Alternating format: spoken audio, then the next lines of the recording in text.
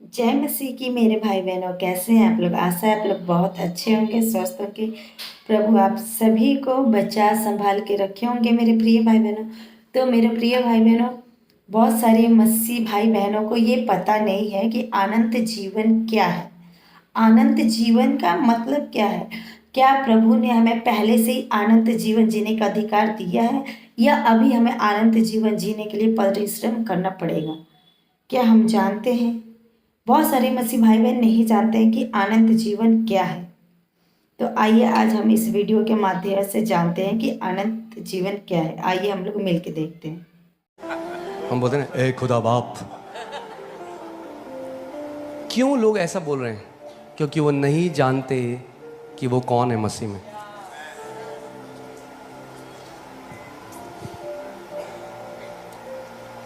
मेरी भेड़ें मेरा शब्द सुनती हैं और मैं उन्हें अनंत जीवन देता हूं। प्रभु आपको अनंत जीवन देगा नहीं, वो दे चुका है। और कैसे दिया? चल दे दिया। कैसे दिया? मेरा क्वेश्चन है आपसे, कैसे दिया अनंत जीवन? चलिए इस पे बात कर। कैसे दिया? ऐसे? और आपने ऐसे ले लिया? कैसे दिया अनंत जीवन उसने आपको? हाँ, विश्वास से तो दिया, पर कैसे आया आपके पास?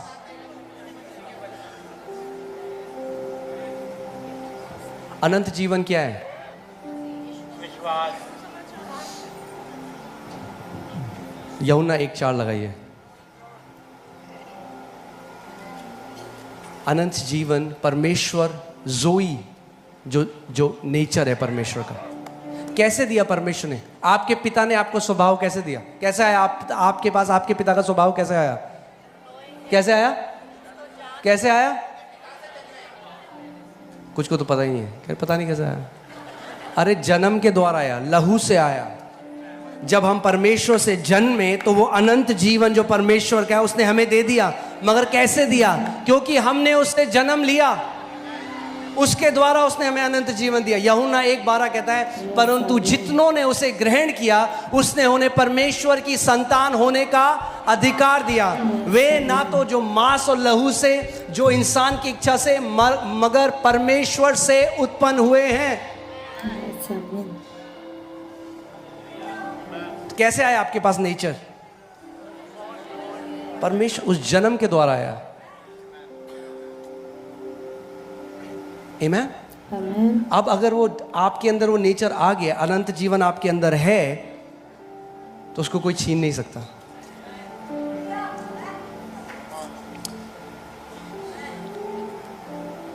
मैंने क्या बोला था कि परमेश्वर का स्वभाव क्यों देखिए क्या होता है। जब एक बच्चा आप घर में पैदा हो जाता है ना, तो अब हम क्या करते हैं? उसको सिखाते हैं, वैल्यूज सिखाते हैं ना, सिखाते हैं कि कैसे जीना है। अगर एक बच्चा आपका ऐसे प्लेट में ऐसे मुंह करके खाता तो बोले नहीं बेटा, इंसान ऐसे नहीं खाते, राइट? ऐसे ही जब लोग प्रभु के राज्य में जन्म लेते हैं तो अब उनको परमेश्वर सिखाता है कि परमेश्वर के पुत्र की तरह कैसा चलना है। मगर इसीलिए नहीं कि अंत में उनका उद्धार हो। उनका उद्धार हो चुका है। इसीलिए नहीं कि अंत में वो परमेश्वर के परिवार में जन्म लेंगे या परमेश्वर को ग्रहण करेगा। परमेश्वर उनको ग्रहण कर चुका है। अब वो उनको सिखा रहा है कि तुम में कोई भी व्यभिचार ना करे, तुम में कोई भी ये ना करे, तुम झूठ ना बोलो, ये ना बोलो। क्यों ये चीज सिखा रहा है?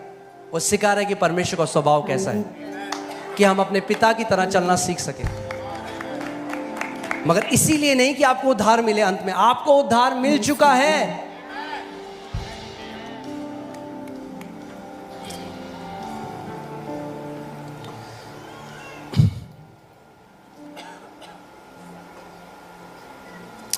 इफिसियों 2:8 देखेंगे। इफिसियों 2:8। हालेलुया। क्योंकि विश्वास के द्वारा अनुग्रह ही से तुम्हारा उद्धार हुआ है। कैसे हुआ आपका उद्धार? अनुग्रह से ही तुम्हारा उद्धार हुआ। विश्वास के द्वारा अनुग्रह ही से तुम्हारा उद्धार हुआ।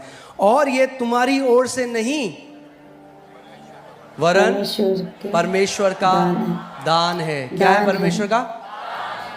यानी इंग्लिश बाइबल कहती है गिफ्ट है। और आप जानते हैं परमेश्वर की एक बात है, परमेश्वर जो गिफ्ट देता है उसको वापस नहीं लेता। Amen. Hallelujah. Thank you, Jesus. अगर परमेश्वर उद्धार देकर वापस ले लेता है तो वो झूठा ठहरेगा अपने वचन के अनुसार। बोलिए, उद्धार परमेश्वर का गिफ्ट है। गिफ्ट क्या मतलब, क्या होता है गिफ्ट का मतलब? आपको कमाना नहीं पड़ा उसके लिए, फ्री में मिला है। भले ही उसकी बहुत बड़ी कीमत परमेश्वर ने खुद चुकाई, मगर हमें फ्री में दिया। Amen. आमेन। सो और ये तुम्हारी ओर से नहीं वरन परमेश्वर का दान है, और ना कर्मों के कारण, ऐसा ना हो कि कोई घमंड करे। ओ हालेलुया। ये कर्मों के कारण नहीं है। किसके कारण है? विश्वास और अनुग्रह के कारण। क्योंकि हम उसके बनाए हुए हैं और मसीह यीशु में उन भले कामों के लिए सृजे गए हैं। आप सृजे, जो नई सृष्टि आप है ना, आप सृजे ही गए हैं भले कामों के लिए। आप भले काम करके नई सृष्टि नहीं बने, आप नई सृष्टि बने भले कामों के लिए। आप सृजे गए हैं उस चीज के लिए। जिस दिन आप इस बात को समझ जाएंगे, आप ऑटोमेटिकली, बाइबल कहती है द फ्रूट्स ऑफ राइचियसनेस, जो धार्मिकता के फल हैं वो आपके जीवन से प्रकट होने लग जाएंगे। Hallelujah. Thank you, Jesus. Amen. Amen.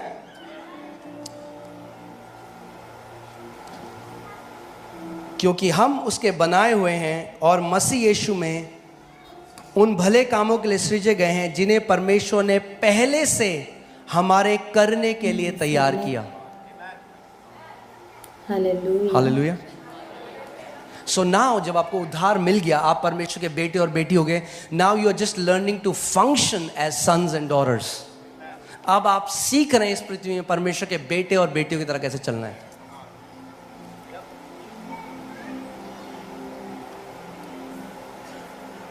Amen. आमेन।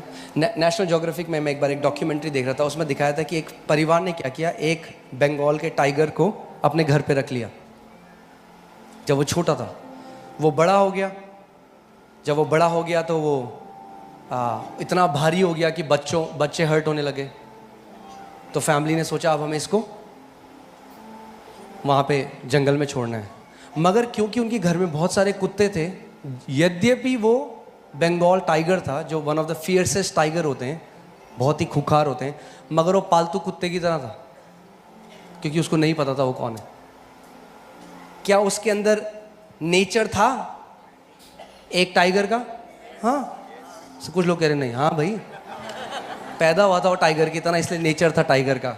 आप परमेश्वर के बेटे और बेटियों की तरह पैदा हुए, इसलिए आपके अंदर नेचर है। मगर जैसे वो कुत्तों के साथ रहा और कुत्तों की तरह बिहेव कर रहा था, वैसे ही आपने इतना सुन लिया, तुम पापी हो, पापी हो, पापी हो। इसीलिए आप कहते हो मैं कुछ नहीं कर सकता। लोग कहते हैं हमने ट्राई किया नहीं हुआ। हमें जानना जरूरी है कि हम कौन है। हमारे अंदर एक नया स्वभाव है, एक ओवरकमिंग डीएनए है, जय पाने वाला डीएनए आपके अंदर है। और कुछ भी चीज ऐसी नहीं है जो उसको आप जय ना पा सके। बोलिए मैं परमेश्वर का पुत्र हूं। हालेलुया। पहला यूहन्ना 5:4 लगा दीजिए। इसमें लिखा है जो कुछ परमेश्वर से उत्पन्न होता है वो जय पाता है। क्या आप परमेश्वर से उत्पन्न हुए? कितने लोग यहां परमेश्वर से उत्पन्न हुए हैं? तो क्या एक ऐसी चीज है जो आपको परेशान करे? बीमारी, गरीबी, डिप्रेशन, आप उसको एक आम आदमी की तरह सोच रहे हैं। हमें पौलुस कुरिन्थियों को कहता है कि you are living as mere man, तुम मनुष्यों की तरह जी रहे हो, क्योंकि वो भूल गए थे वो कौन है। आप साधारण मनुष्य नहीं हैं, आप परमेश्वर के बेटे और बेटियां हैं। आपके अंदर एक अलग स्वभाव है। जैसी ठंड आती है, और जब ठंड आती है ना हमें एलर्जी हो जाती है। आप एक आम आदमी की तरह बात कर रहे हैं। आपके अंदर एक नेचर है जो उस एलर्जी को खा जाएगा। आपके अंदर एक नेचर है जो उस कैंसर को खा सकता है। आपके अंदर एक नेचर है जो डिप्रेशन को खा सकता है। आपको उस नेचर को अपने अंदर से बहने देना है और बोलना है मैं परमेश्वर का बेटा हूं, मैं उससे उत्पन्न हुआ हूं, और जो कुछ परमेश्वर से उत्पन्न होता है वो इस संसार पर जय प्राप्त करता है।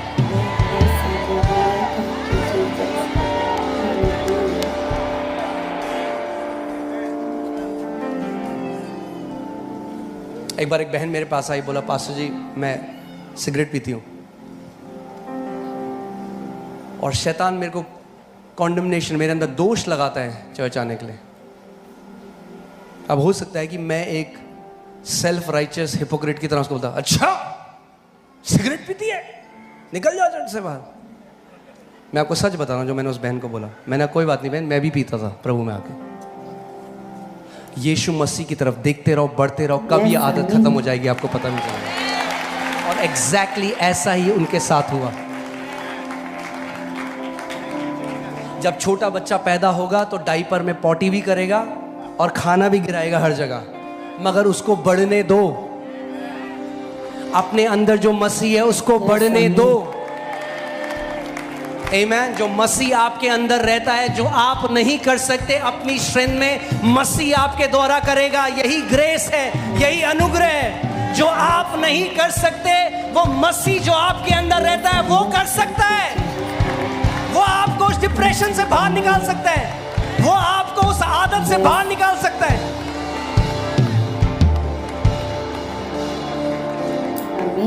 आमीन। हमें नॉर्मल लोगों की तरह नहीं सोचना है, हमें एक नई सृष्टि की तरह सोचना है।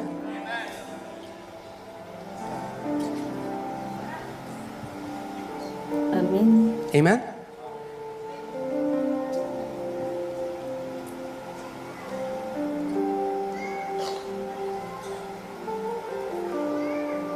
एक बारी एक बहन है, उन्होंने मेरे कोट में एक एनवलप डाल दिया और उन्होंने मेरे को बताया नहीं, और कोट मैंने पहना ही नहीं।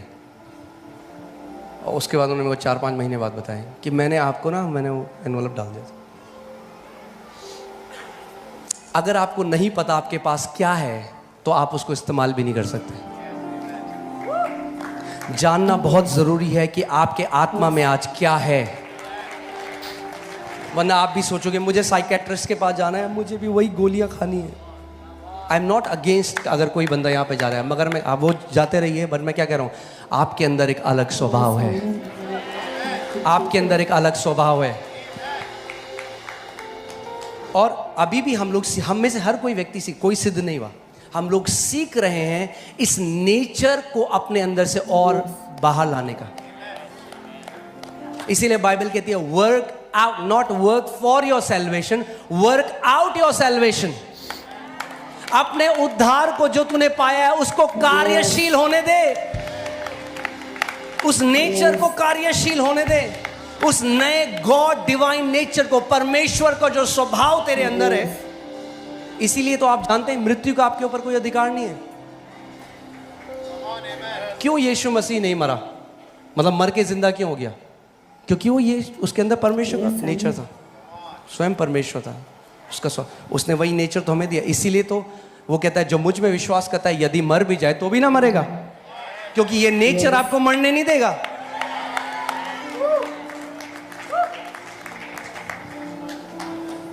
इसीलिए अच्छा आप वहां जाते चर्च में? हाँ जी, आप उसको मानते हैं, हम यीशु मसीह को मानते हैं। नहीं, यीशु मसीह को समझना, हम लोग ईसाई नहीं है जो हम एक देवी देवता की तरह यीशु मसीह को मान रहे हैं। वो उद्धार लेकर आया हर पूरी मानव जाति के लिए, और बाइबल बताती है कोई और नाम दिया ही नहीं गया स्वर्ग के नीचे जिसके द्वारा मानव जाति उद्धार पा सके। जितनों ने उसे ग्रहण किया उसने उन्हें परमेश्वर की संतान होने का अधिकार दिया।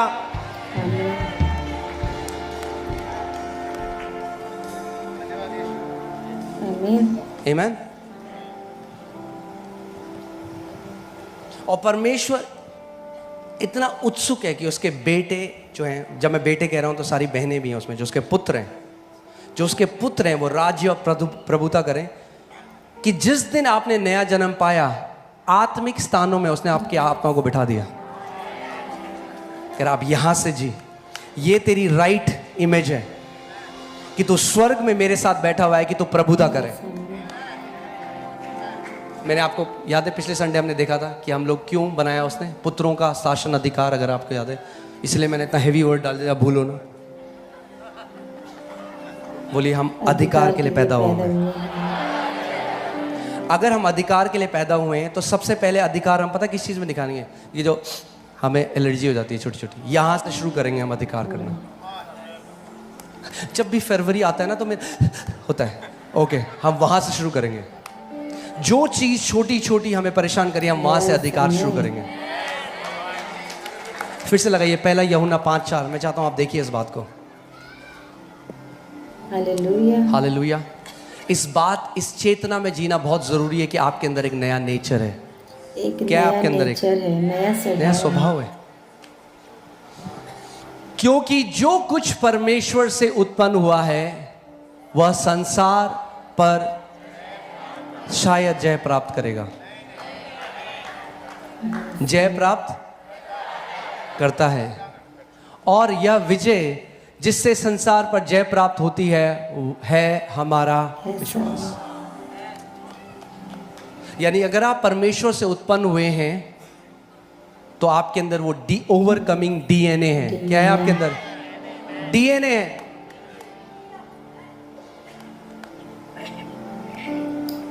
आमीन। आपने देखा चीता तेज भागता है? हाँ, कितने लोगों को पता है चीता तेज भागता है? पता है आपको? ऐसा तो नहीं है ना कि 100 चीते पैदा होते हैं उसमें से एक तेज भागता है, बाकी हल्के हल्के भागते हैं। तो वो चीता की परफॉर्मेंस में है कि एक चीता ने बहुत अच्छा भागना सीख लिया, उसके डीएनए में है तेज भागना। हमारे डीएनए में है जय पाना। परमेश्वर ने हमारे डीएनए के अंदर डाल दिया है कि हम जय पाएं, हम जय में जिए, हम डोमिनियन में जिए, हम अथॉरिटी में जिए, हम शासन अधिकार में चलें।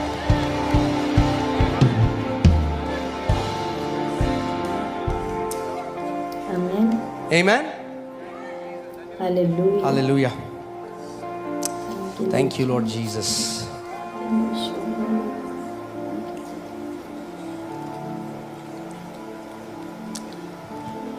इसीलिए पूरा सुसमाचार कर्म तो बहुत बाद में आते हैं, इस बारे में है कि आप क्या परमेश्वर से जन्मे हैं या आप परमेश्वर से जन्मे नहीं हैं। बाकी सारी बातें बाद में आती हैं। यूहन्ना की पत्री 3 अध्याय में निकोदेमस जो एक फरीसियों का एक गुरु था, वो यीशु मसीह के पास आता है और वो कहता है कि जो चीज़ें तू कर रहा है, जो चिन्ह तू दिखा रहा है, वो कोई आम आदमी नहीं कर सकता, तो तू कैसे ये कर रहा है? इसीलिए अब यीशु मसीह उसको बता रहे हैं, वो बता रहे हैं कि मैं अलग हूँ, मैं और रिलीजियस टीचर से अलग हूँ। और वो क्या कह रहे हैं देखिए, यीशु ने उसको उत्तर दिया, मैं तुझसे सच सच कहता हूँ, यदि कोई नए सिरे से ना जन्मे तो परमेश्वर का राज्य देख नहीं सकता। पूरी बात किस चीज में घूम रही है कि नया जन्म लेना जरूरी है। आमीन।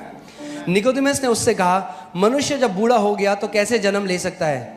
क्या वह अपनी माता के गर्भ में दूसरी बार प्रवेश करके जन्म ले सकता है? वो शारीरिक तरीके से सोच रहे हैं, जैसे कई लोग सोचते हैं दोबारा जन्म शारीरिक तरीके से। अगर आप दोबारा जन्म शारीरिक तरीके से ले भी लोगे तो क्या हुआ? शरीर ही तो पैदा होगा। आप अभी भी तो शरीर हो। दोबारा जन्म लेना उद्धार नहीं दे सकता। देखिए वो क्या कह रहे हैं। यीशु ने उत्तर दिया, मैं तुझसे सच सच कहता हूं, जब तक कोई मनुष्य जल और आत्मा से ना जन्मे तो वह परमेश्वर के राज्य में प्रवेश नहीं कर सकता। क्या क्वालिफाई करता है आपको परमेश्वर के राज्य में प्रवेश करना? कर्म नहीं, जल और आत्मा से जन्म लेना, यानी परमेश्वर का जो वचन है और उसका जो आत्मा है, उसके द्वारा जब आप जन्म लेते हैं तो आप परमेश्वर के राज्य में प्रवेश कर सकते हैं। आमीन। आगे देखिए, क्योंकि जो शरीर से जन्मा है वह शरीर है और जो आत्मा से जन्मा है वह आत्मा है। इसीलिए हम इसको कहते हैं हमारा दूसरा जन्म है। कैसे दूसरा जन्म? मतलब जो हम दोबारा हमने जन्म लेके, पहले आपका जो जन्म हुआ, जो आप बर्थडे मनाते हैं अपना, वो आपका शारीरिक जन्म है। आपने एक शारीरिक जन्म लिया। मगर जब आपने उद्धार पाया तो आपने एक आत्मिक जन्म लिया। इसीलिए हमारा एक शारीरिक पिता है और हमारा एक स्वर्गीय पिता है। जब हमने उससे जन्म लिया तो हम उसकी संतान बन गए। इसीलिए परमेश्वर को पिता कहना कोई टाइटल नहीं है। ये टाइटल नहीं जो हम कह रहे हैं हे पिता।